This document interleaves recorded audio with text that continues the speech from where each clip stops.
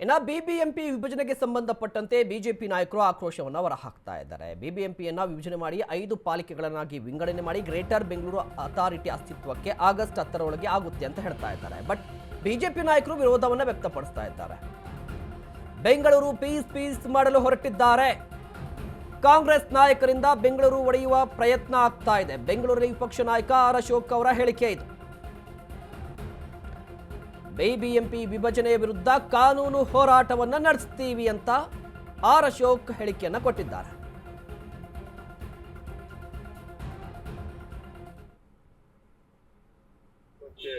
ಏರಿಯಾಗಳನ್ನ ಇನ್ನೊಂದು ಏರಿಯಾಗೆ ಮತ್ತೆ ಅಭಿವೃದ್ಧಿ ಆಗುವಂತ ಏರಿಯಾಗಳನ್ನ ಬೇರೆ ಅಭಿವೃದ್ಧಿ ಇಲ್ಲದ ಏರಿಯಾಗಳಿಗೆ ಜಾಯಿನ್ ಮಾಡುವಂಥದ್ದು.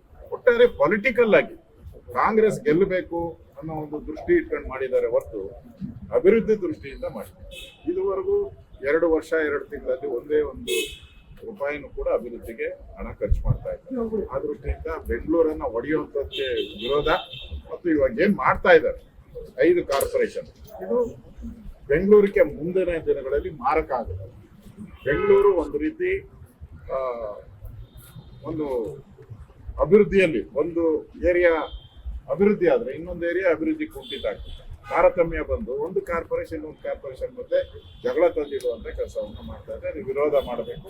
ಇದಕ್ಕೆ ಕಾನೂನು ರೀತಿ ಹೋರಾಟ ಮಾಡುವಂಥದ್ದು ನಾವು ಸುಪ್ರೀಂ ಕೋರ್ಟ್ ಅಲ್ಲಿ ಮತ್ತು ಹೈಕೋರ್ಟ್ ಅಲ್ಲಿ ಈಗಾಗಲೇ ಅದಕ್ಕೆ ಅಪೀಲ್ಗಳು ಮಾಡಿದರೆ ಅಲ್ಲಿ ಕಾನೂನು ಹೋರಾಟಗಳನ್ನು ಮಾಡ್ತೀವಿ. ಅದ್ರ ಮುಖಾಂತರ ಬೆಂಗಳೂರು ಒಟ್ಟಾಗಿರ್ಬೇಕು ಅನ್ನೋ ಒಂದು ಘೋಷಣೆ ಏನಿದೆ ಆ ಪ್ರಕಾರ ನಾವು